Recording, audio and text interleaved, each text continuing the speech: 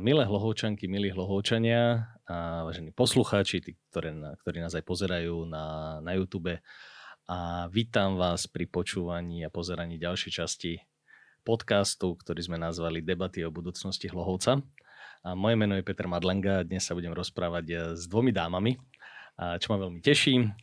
Takže jednou z dám, tak ako v minulom podcaste, je kandidátka na primátorku Hlohovca Ľudská Loskotová. Lucia, vitaj. Ahoj. A dnes tu máme aj novú hostku, Miroslava Chmelková. Mirka, to, čo som sa o tebe dozvedel, tak si Hlohovčanka, mama 3 detí a máš veľmi veľa skúseností z verejnej a štátnej správy. Tak vítam ťa v našom podcaste. Ďakujem za pozvanie. Tak začnem tak na úvod veľmi v rýchlosti, keďže obidve máte deti, mňa to čaká, robím v školstve, blíži sa koniec školského roka.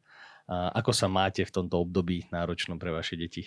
Hekticky. Naozaj hekticky. Čakajú nás tie najväčšie písomky, najťažšie. Takže je to náročné, určite aj pre pani učiteľky, ale hovorím teda z druhej strany, zo strany toho rodiča. Takže ja dúfam, že už to čoskoro bude za nami. Moje najstaršie dieťa už je dávno doštudované a mladšie deti sú aktuálne na majstrovstvách sveta.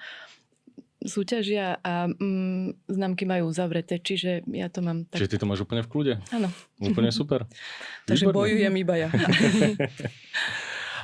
Dobre, poďme teda k téme. Keďže tu máme novú hostku, Ľudská, prečo to je Mirka?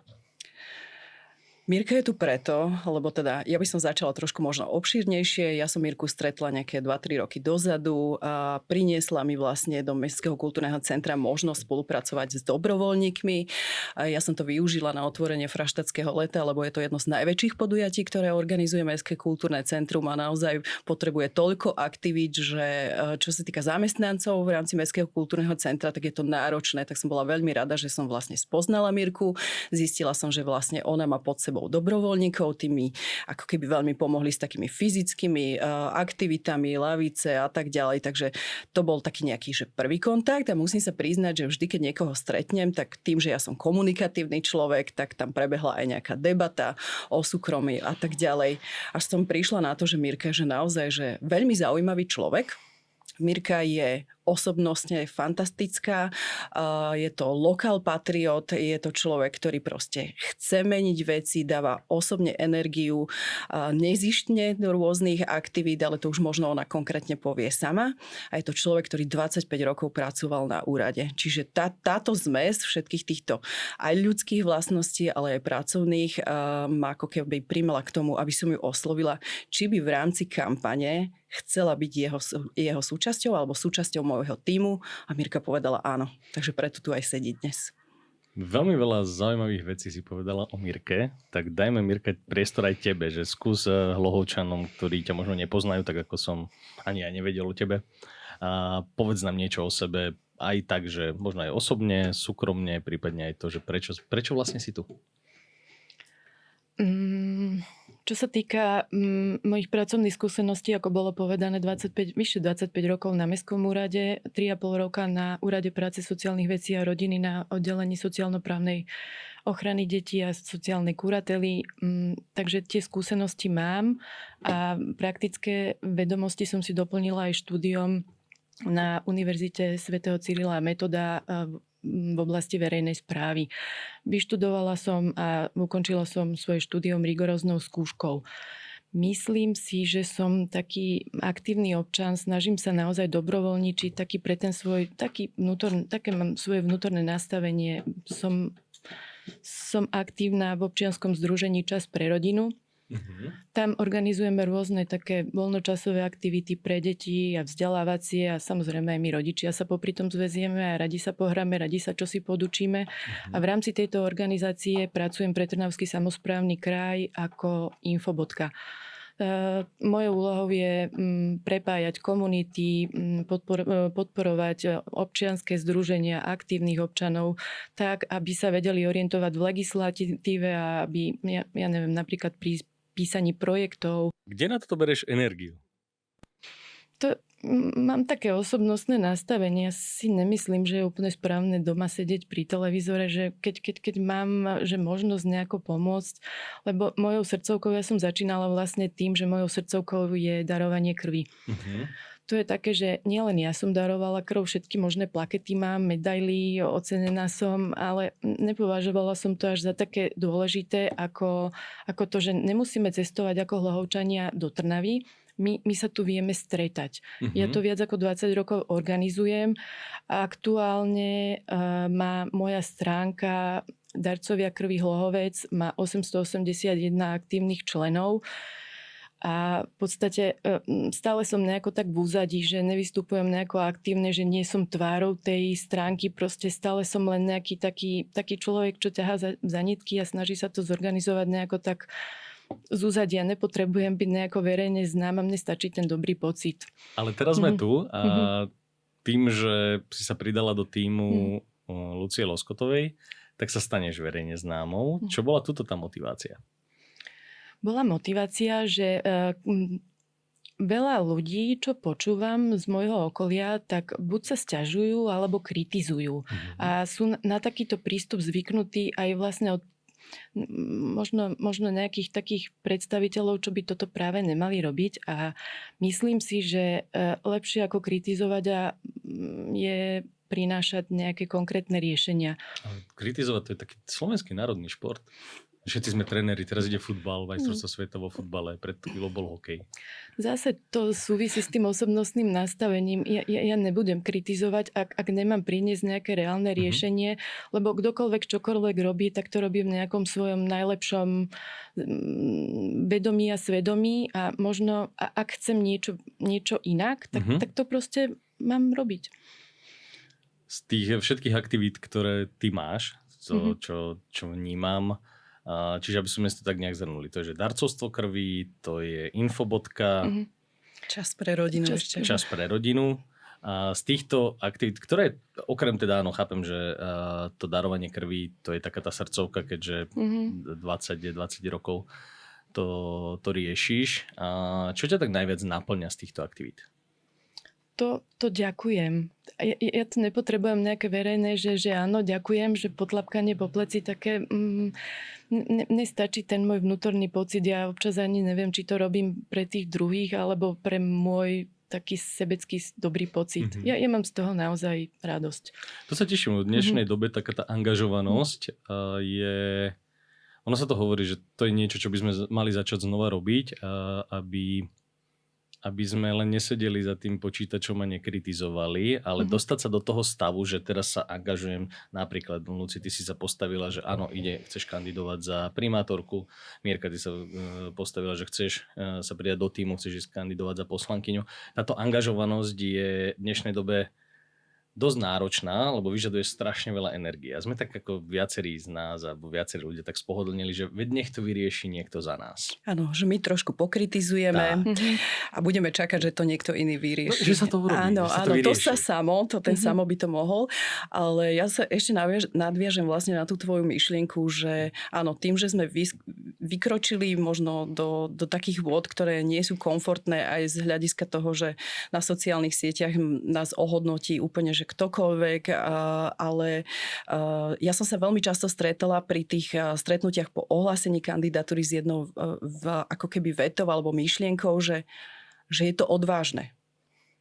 Ale na to treba asi aj odvahu, aj sa zdať nejakého súkromného času a komfortu, lebo teraz veľa ľudí, a je to možno aj také moderné, hľada ako keby taký balans medzi pracovným životom a osobným životom, že naozaj, že to počúvam z každej strany, ale z druhej strany, že kritizujú. Čiže na to, aby sa veci pohli, že netreba kritizovať, nabrať tú odvahu, zdať sa možno trošku nejakého komfortu, ale potom príde takéto ovocie, to, čo hovorila aj Mirka, že je to prináša okrem takého, že osobného vnútorného náplnenia, že prináša aj pre tú spoločnosť nejaké hodnoty, ktoré majú naozaj že zmysel. Takže ako keby, keď môžem apelovať na tých ľudí, ak sa vám niečo nepáči a ak máte pocit, že sa dajú veci zlepšiť, tak to urobte. Ak nie pre seba, tak pre svoje deti, pre svojich starých rodičov, pre niekoho, koho máte rád. Veľmi pekná myšlienka v tejto angažovanosti. ono, konec koncov, keď sme vydali tú prvú časť podcastu, ktorú keď ste nevideli, pozrite si, tak samozrejme ja som dostal viacero telefonátov, teda ako bývalý Hlohovčan, že Ježišmaria, že ty to moderuješ a prečo to moderuješ a čo je za tým. No, chcem byť angažovaný viacej v tej spoločnosti. Jedna vec asi aj preto, že teda sa mi narodí malé dieťa a že chcem asi vytvoriť alebo teda pomôcť možno vytvoriť trošku pre ňoho svet, ktorý nebude taký zlý alebo tak kritizujúci, ako je dnes. Takže tiež taká tá angažovanosť aj z mojej strany. Takže ja sa veľmi teším, že tu takto sme. A poďme teda na ten bod, že čo môžeme zlepšiť, alebo s čím vlastne by sme prišli. Táto časť, že sme si ju tak nazvali, má názov, že za každým papierom je človek a prípadne, že úrad do vrecka. Tieto dve veci, najprv skúsime to rozdeliť, že čo to znamená, ale mňa reálne zaujíma, že prečo ste to takto nazvali? Čo za tým si viem predstaviť? Ja som ako keby oprela celý svoj program, alebo teda víziu, ktorú chcem ponúknuť mestu následovných 8 rokov na 3 pilieroch. Prvý je teda, že to mesto by malo byť moderné okresné mesto, druhé teda, že by sme mali pracovať že odborne a tretím pilierom je teda ľudský.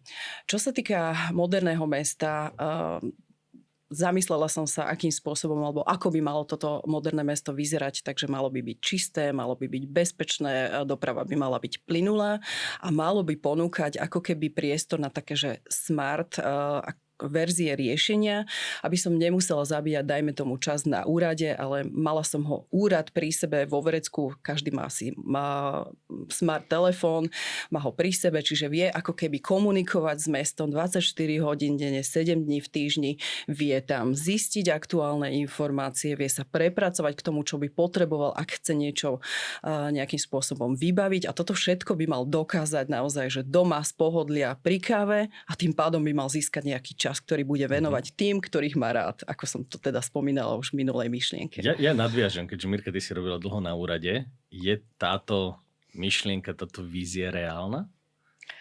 Reálna, úplne ideálna by bola z pohľadu občana, z pohľadu úradníka. Momentálne nemajú takto ešte, aby som to dala na pravú mieru, ja nekritizujem. V žiadnom prípade, ja si myslím, že na úrade sú veľmi šikovní ľudia, len sú momentálne zavalení takou, že rutinnou manuálnou prácou. Prepisujú úrady duplicitné, triplicitne, proste tie procesy nie sú nastavené ideálne a oni nemajú veľmi príležitosť alebo priestor vyvíjať tieto procesy. Čiže z pohľadu úradníka je to také, že práca navyše v tomto okamihu, pre občana by to bolo úplne niečo geniálne. Skús to viac rozviť, že predsa na tom úrade si bola. A ja poznám tiež viacero úradov, ako fungujú, že ono to, ako keby mnohí, ktorí idú, či už do kampane, idú s tým nadšením, že veď áno, prinesiem to moderné do toho mesta. To, čo ja som musel pochopiť celkom, bolo, že no ono tie procesy ale budú chvíľu trvať, kým sa to zmení. Budú. A čím to je spôsobené? Verejná správa je veľmi limitovaná jednak rozpočtom samozrejme, ale legislatívnymi obmedzeniami. Sú to rôzne nariadenia, zákony, jednoducho, ktoré treba dodržiavať, ktoré sa obísť nedajú. Ale druhá strana mince je, že skúsme si zobrať vzor nejakej komerčnej firmy, ktorá rovnako ako úrad poskytuje nejaké služby. Bo v komerčnej firme máte ako nejaký merateľný ukazovateľ spokojného klienta, respektíve zákazníka a potom následne nejaký zisk. Na úrade jediné, čo viete odmerať, možno čas, za koľko bola nejaká vybavená žiadosť, s čím súvisí taký, že najpodstatnejší faktor spokojnosť občana. Tým, že úrad nie je nejako extra motivovaný týmto merateľným ukazovateľom a v podstate jediná príležitosť, kedy sa to prejaví, tá nespokojnosť je potom následne pri voľbách možno. V tom prípade úrad si plní tie svoje základné funkcie a to poslanie, čo proste má. Vo svojej rigoróznej práci princípmi štíhlej administratívy na úradoch. Veľmi, veľmi zjednodušene si to vieme predstaviť ako nejakú cestu, po ktorej ideme rovno k cieľu. Nikam neodbočujeme, o nič nezakopávame. Proste odstráňme všetky nadbytočné byrokratické záležitosti, ktoré jednoducho zdržujú toho úradníka. Ja vám to ešte trošičku popíšem, že čo to osobné konto občana, že čo by to pre občana znamenalo. Mali by ste buď na webovom sídle mesta alebo v aplikácii, samozrejme podľa finančných možností, mali by ste tam nejaký taký svoje osobné konto, odkiaľ by ste vedeli komunikovať s úradom. Teraz aktuálne sú nastavené úrady také, že niektoré procesy musíte podpisovať kvalifikovaným elektronickým podpisom, ale tieto procesy môžu bežať niekde v pozadí. Vy by ste mali nejaký portál, kde sa prihlásite, systém vás pozná. Vy si tam budete vedieť vyklikať informácie o tom, kedy mám čo zaplatiť, kedy bude vývoz smetí, kedy bude odstávka elektrickej energie. Chýbajú mi na stránke mesta takéto personalizované údaje, pretože veľa vecí si viete dohľadať niekde. Napríklad tiež mi tam chýba prepojenie so štátnymi organizáciami. Mňa ako občana nezaujíma to, či je to štát alebo mesto. Mňa zaujíma to napríklad, či lekár má dovolenku a naozaj je komplikované a zbytočne náročné hľadať nejaké informácie, kde si na sociálnych sieťach. No to je samozrejme, lebo dneska neviem, čo patrí štátu, neviem, čo patrí Vúcke, alebo teda Trnavskému samosprávnemu kraju, neviem, čo patrí mestu. A teraz, keď mám niečo hľadať a teraz neviem, na ktorej stránke to nájdem, tak to je také frustrujúce pre bežného občana. Jednoducho pozrime sa na to, že ten úrad má poskytovať služby, proste komfort. Ja by som ako občan si chcela nájsť na stránke mesta, napriek tomu, že to nie je v jeho nejakých takých že povinných úlohách, že napríklad aké máme firmy. Musíme si nejakým spôsobom dohľadať, ja neviem, opravárov, umývačky, kde sú kaderníctva.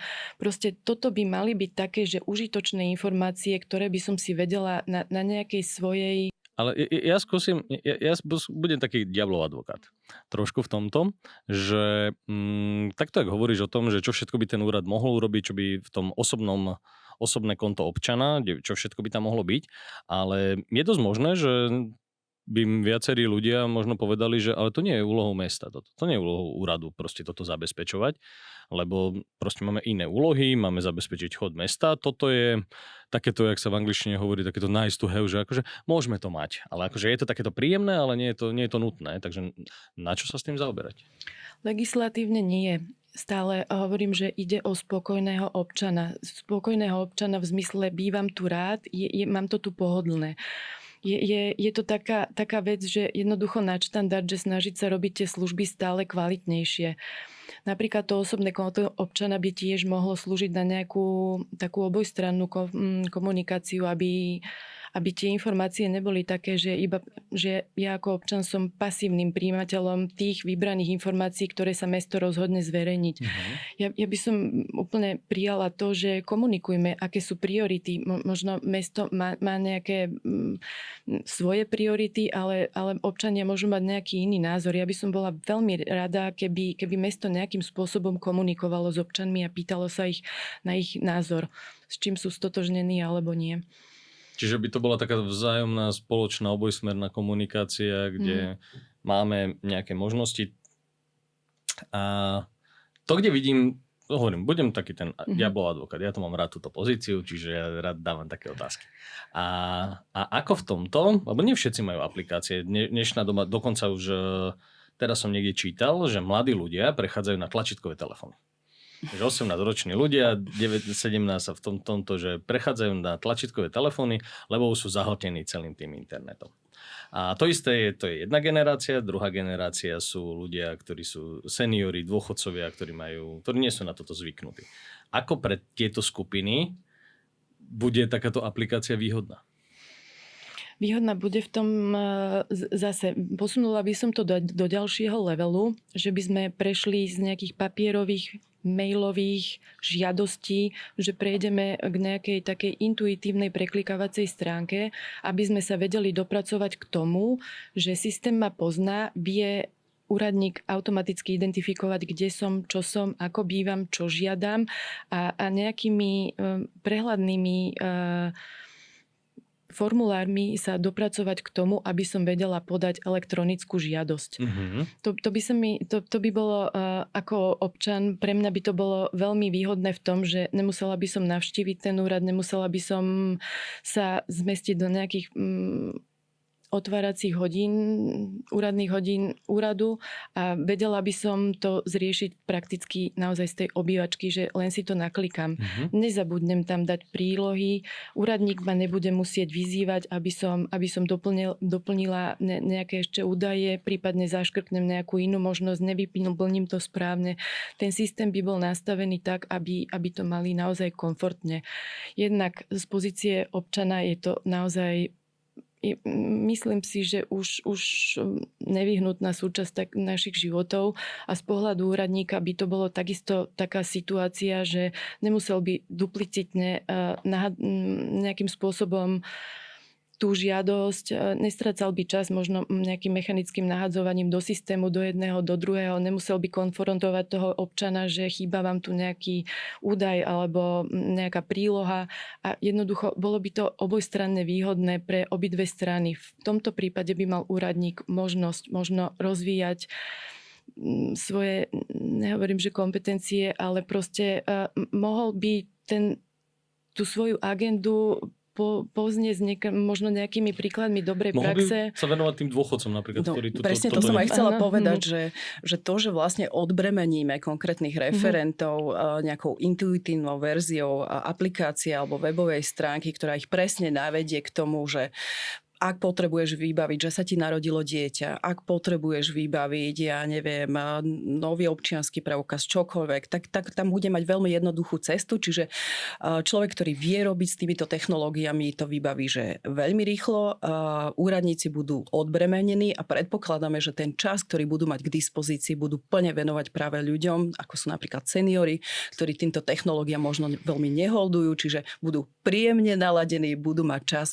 To znamená, že týmito technológiami neberieme úrad ľuďom.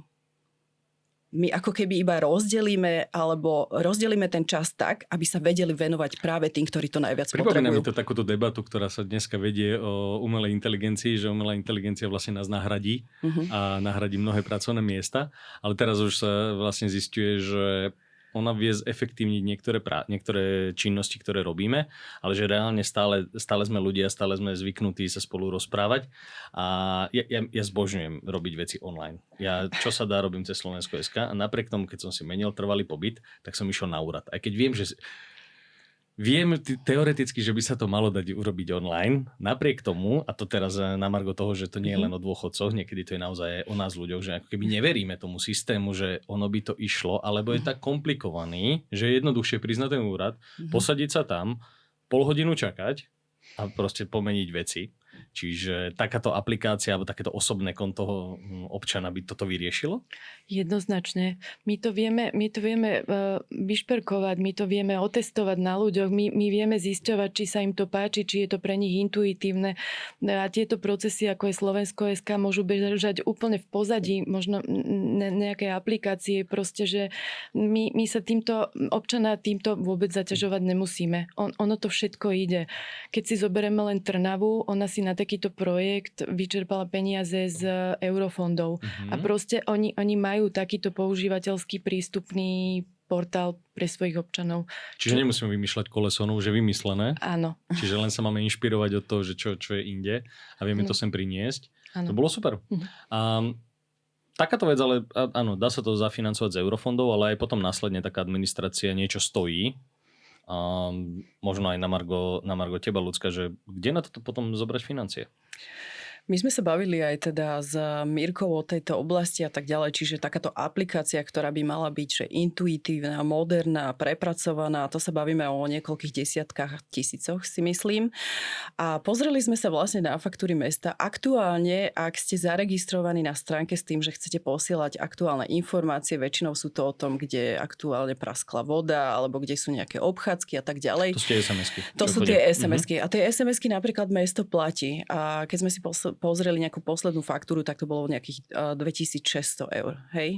Takže, dobre hovorím, 2600, hej? Mesačne, Aha, hej. mesačne. Záleží samozrejme od toho, že koľko SMS, koľko ľudí sa tam prihlási a tak ďalej. Čiže keď si zoberieme, že by vlastne takáto služba už nemusela existovať a že za rok alebo za 2 sa ušetrí toľko a toľko peňazí, tak vieme vlastne, že tá návratnosť tej aplikácie a potom ako keby to využitie a tá spokojnosť tých ľudí, lebo toto je veľmi dôležité, aby tí občania boli spokojní, tak určite sa nájde taký systém, ktorý toto všetko bude vedieť zrealizovať. Čiže moderné mesto, okrem teda takých tých veľkých vecí, znamená aj takéto uľahčenie. Jednoznačne. Nie je to tá marketingová nálepka. Áno, že to je ako keby uľahčenie toho bežného, každodenného života pre občanov mesta Hlohovec. Lebo tá marketingová nálepka je takéto smart city. To dneska to mnohé mesta majú, takže akože snažia sa samozrejme prispôsobovať, ale áno, no, asi minimálne ty, Mirka, oveľa viacej z tej pozície úradníka, ty ľudská z pozície aktuálne riaditeľky Mestského kultúrneho centra, asi viete, že to online dostať sa do tohto stavu je náročné. A čo by ste možno, a teraz už, keďže sme v kampani, skúsime tak, že čo bol prvý krok v tejto oblasti, čo by ste urobili?